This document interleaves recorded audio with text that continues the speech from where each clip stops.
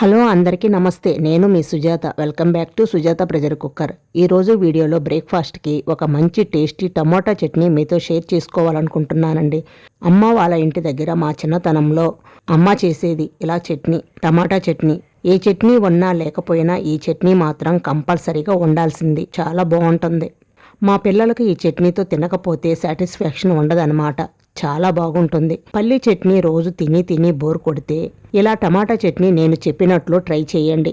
ఈ చట్నీ డైలీ తిన్నా కూడా అస్సలు బోరు కొట్టదు. పిల్లల దగ్గర నుండి పెద్దవాళ్ళ వరకు కూడా మంచిగా టేస్టీగా తినేస్తారు. బ్రేక్ఫాస్ట్లో ఇది అది అని ఎంచుకోవాల్సిన పని కూడా లేదండి.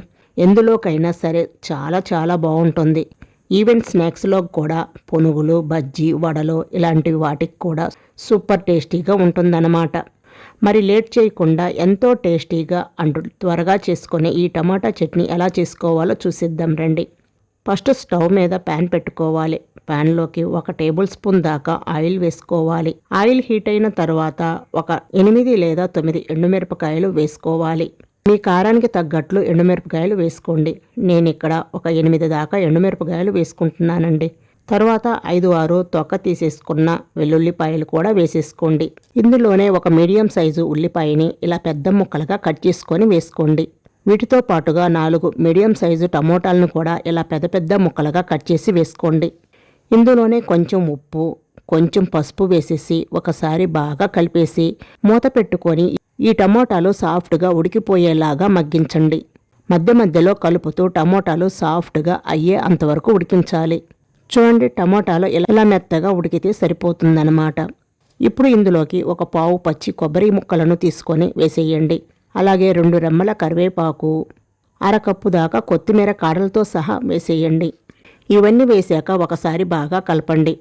లాస్ట్లో కొంచెం చింతపండు కూడా వేసి ఒకసారి కలిపి 2 నిమిషాల పాటు లో ఫ్లేమ్లో మగ్గించితే సరిపోతుంది. చూడండి, ఇలా మగ్గితే సరిపోతుంది. ఆ తర్వాత స్టవ్ ఆఫ్ చేసి వీటన్నిటిని కూడా పూర్తిగా చల్లారనివ్వాలి. ఇలా చల్లారిన తర్వాత అన్నిటినీ కూడా మిక్సీ జార్లోకి వేసేసుకోండి. తర్వాత ఇందులో రుచికి సరిపడా ఉప్పు, ఆల్రెడీ మనం ముందే వేసాం కాబట్టి తర్వాత చెక్ చేసుకొని వేసుకోండి. తర్వాత కొద్దిగా నీళ్లు కూడా వేసుకొని మెత్తగా పేస్ట్లా గ్రైండ్ చేసేసుకోండి. ఇలా గ్రైండ్ చేసుకున్న చట్నీని ఒక గిన్నెలోకి తీసేసుకోవాలి.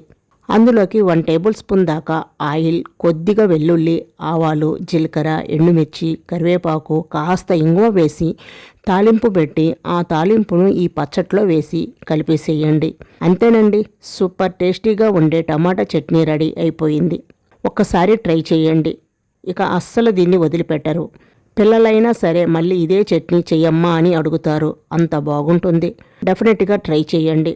ట్రై చేసి టేస్ట్ ఎలా అనిపించిందో నాకు కామెంట్ చేయడం మర్చిపోవద్దు. వీడియో నచ్చితే లైక్ చేసి మీ ఫ్రెండ్స్ అండ్ మీ ఫ్యామిలీ మెంబర్స్కి షేర్ చేయండి. అలాగే మరిన్ని సింపుల్ అండ్ టేస్టీ రెసిపీస్ కోసం సుజాత ప్రెషర్ కుక్కర్ యూట్యూబ్ ఛానల్ని తప్పకుండా సబ్స్క్రైబ్ చేసుకోండి. Thank you for watching.